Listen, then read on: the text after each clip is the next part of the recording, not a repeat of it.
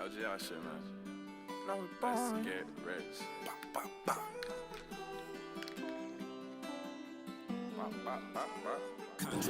YouTube! It's your boy Deadlier. We back with another video, man. Today we reacting to Brazil drugs war. It's just getting even deadlier, man. It's getting even deadlier. We did Haiti. I think we did Brazil. Now we doing Haiti. Now we doing Brazil. If you like these drug videos that I'm doing, these content videos that I'm doing, make sure you like, comment, subscribe, man. Let's just, I hope you guys are having a blessed, amazing day, and let's hop straight to the video, man. Nigga, these niggas. 2020. I didn't even know that shit was gonna happen. God damn. But bro, y'all niggas, I don't know how, but I don't know how police just be shooting they just be shooting in public like that, bro. Like the civilians that, I mean, I don't know if there was civilians in that video, but yo, if you guys tuned into the Haiti video, they were just shooting with random people around. Everybody around is still shooting. Brazilian police carried out the deadliest raid in Rio de Janeiro's history. Justiça! Entered the city's Jacarezinho favela community, along with 4 military-style armored vehicles and 2 helicopter-mounted snipers. A television crew filmed the whole scene as it unfolded. The raid left 28 people dead, including 1 police officer. Authorities claim the operation was to arrest 21 people accused of drug trafficking for one of Brazil's most notorious gangs, the Red Command. But only 3 arrests were actually made. Since he was elected in 2018, Brazil's president, Jair Bolsonaro, sought to play the strong man by getting tough on drugs and lax on guns. It hasn't worked. Brazil has exploded as a center of the global cocaine trade. Nigga was trying to make an example out of them, like, yeah, I'm gonna stop them, and we're like, I bet. They got even better. They got even deadlier, nigga. Averaged 1 murder every 8 minutes. So how did Brazil get here? That's crazy. And what happens when you just throw more guns at the problem? In this episode, we're looking at how Bolsonaro's Brazil is losing. Nigga said one killing every 8 minutes, bro. That's insane. Nah, yeah, never mind. I'm not going to Brazil. Fuck no. Fuck no. That's fucking. It's just insane. Like 8 killings every 8 minutes is crazy, bro. Like, that's crazy. Brazil is now the world's 2nd biggest cocaine market after the US, and has overtaken it to become the leading consumer of crack cocaine. Meanwhile, the lucrative drug trafficking routes from the Amazon have enabled Brazil to become a major player in the transatlantic coke trade. My next video is going to be about Colombia, because everything, I think that's Colombia, but everything comes from there. Everything comes 80% of Europe's cocaine is thought to flow through the Brazilian port of Santos near Sao Paulo. And dominating Rio's drug and gun trafficking are the Comando Vermelho, or Red Command, who run many of the city's favela communities with a combination of drug money and brutal violence. The Red Command emerged in the 70s in the prison of Ilha Grande, and there we see the mix of people from the guerrilla groups and groups that was connected with the left, in particular with the common criminals. These conversations that they have in the days in the prison make the criminals in particular to be more organized. While Brazil's war on drugs has been raging for decades, it's been significantly ramped up since 2018, when Jair Bolsonaro began his presidential election campaign. Copying Rodrigo Duterte's playbook in the Philippines, Bolsonaro grabbed headlines by promising to intensify the drug war and allow police officers to shoot anyone they suspected of being a criminal. O Brasil não está em guerra. Ele que está querendo construir a guerra em cima, dizem que nós somos. Bolsonaro rode the populist wave to victory and immediately began. Right, at the end of the day, those type of countries, bro, the police be brutal, bro. So a lot of the times, not even them starting stuff. It's just the police. Of course, they're doing illegal stuff. The police are just doing their job, but a lot of the times the police starting the shootings and shit.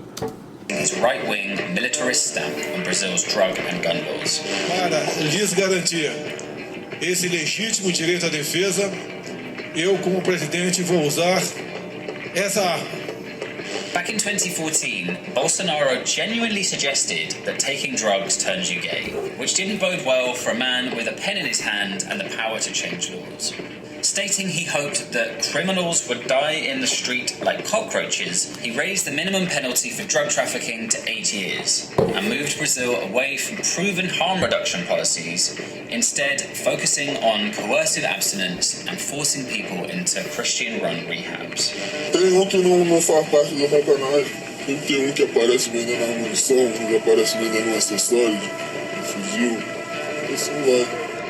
I understood that these laws cause more harm than the drugs themselves. So I was already retired and I started to write about drug legalization, about the necessity of putting an end to this policy.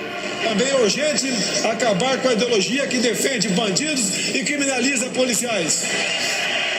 In something of a libertarian irony, just as Bolsonaro was getting tough on drugs, he started to relax gun laws. He got out his favourite pen and signed a decree making it easier for Brazilians to keep weapons at home, loosening restrictions on ammunition and declaring that every Brazilian citizen should own a rifle. This was despite the fact I don't know. It could be that could be a good and a bad thing because everybody already has guns, so the guns are just there to protect their families that aren't not involved with anything. In my opinion, I don't know why he did it. I wouldn't done it, like, legalize that shit, like. Brazil has one of the highest homicide rates in the world, 3 times the global average. 2017 was Brazil's deadliest year on record. There were nearly 64,000 murders, the most in the world. Ele vai fazer 64,000 murders is Brasil crazy. entrar numa guerra urbana. Você vai ver, em vez de a gente tá ali para matar um comando vermelho, um APA, a gente vai fazer o quê? Vai escutar a casa do polícia para matar aquele cara que é policial, que obedeceu a ordem do Bolsonaro. So has anything actually improved in the last few years? Not really. In the first half of 2020, police officers in Brazil killed 6% more people than the year before. Murders also increased by 7.1% over the same period. That's Meanwhile, crazy, bro. cocaine seizures surged to record levels in 2021. And COVID-19 lockdowns are thought to have actually increased the power of Brazil's gangs, as they stepped in to provide services the state is failing to. And, as so often with drug prohibition across the world, these policies are disproportionately targeting the most marginalised members of Brazilian society. Black Brazilians make up 56% of the population, but account for 67% of the prison population and 79% of those killed by police. Nearly all the victims of the Jacarezino raid were black. You see that historically the mindset of the Brazilian police is to persecute specific people, the marginalized people in the society. The way that police arrives in a favela in Recife, São Paulo, Rio de Janeiro and so on are totally different when compared to other parts of the city, from the middle classes and the richest. This part of Brazil I would love to go to. You know, this part of Brazil. You know? That dangerous shit, hell no. What's an average 24-hour shift for you now? You know, how many homicides are you being called to see now? 4 or 5, just today, since 8 o'clock in the morning. But the problem with the war on drugs is that it's actually bigger than the political divide. Brazil has a long and bloody history of police violence, and the war on drugs has allowed a massive increase in these brutally heavy-handed tactics, particularly as the government attempted to pacify threats in the run-up to the 2014 World Cup and the 2016 Olympic Games. Copa do Mundo passou, acabou a Copa do Mundo aí, ó. Eles só prometem no morro que o morador ficou no meio. So, the traffickers fought the police and the police left, and then the traffickers fought each other for control of this favela. Aí piorou, ficou com 2 quadrilhas com mais OPP no meio.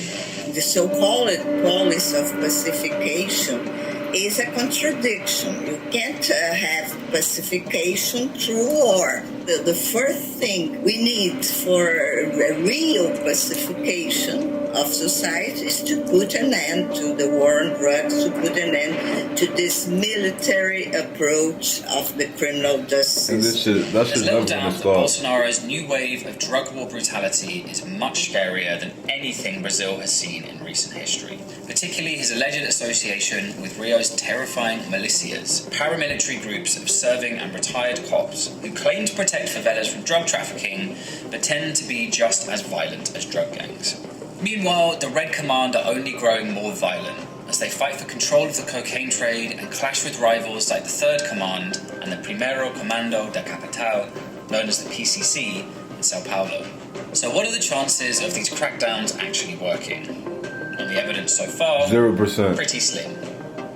Eu te garanto que é meio complicado, né? O Estado, a polícia, assim. What the fuck is that? Com qualquer outro fim de conseguir acabar com o tráfico. Pode diminuir. Isso daí pode diminuir, mas vai diminuindo em certa parte, mas não em certa parte. É meio complicado, eu acho que é uma coisa quase impossível, que não acaba mesmo no tráfico. The Jacarezinho raid may have also been unlawful due to a Supreme Court ruling to cease operations during COVID-19. And yet, police continued to enter the favelas and kill civilians throughout 2021. As of January 2022, hundreds of heavily armed police are occupying Jacarezinho. As Brazil prepares for a general election in October of 2022, there may still be hope that the approach to drugs could shift away from the policies that have failed for decades. But if Bolsonaro and his favourite pen stay on for another term, the favelas will likely be the scene of drug war battlegrounds for another year, another couple of years. We'd like to congratulate drugs for winning the war on drugs.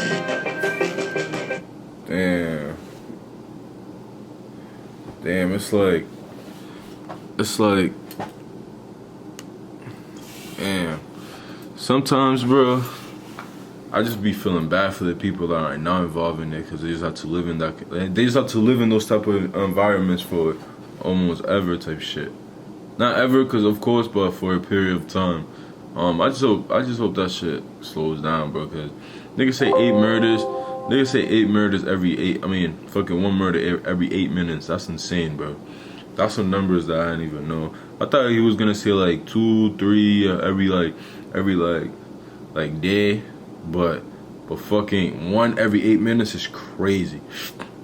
It's crazy. But yeah, man. This is gonna do it for this video, man. Make sure you like, comment, subscribe if you like these type of videos, man. And yeah, another video dropping soon. Peace.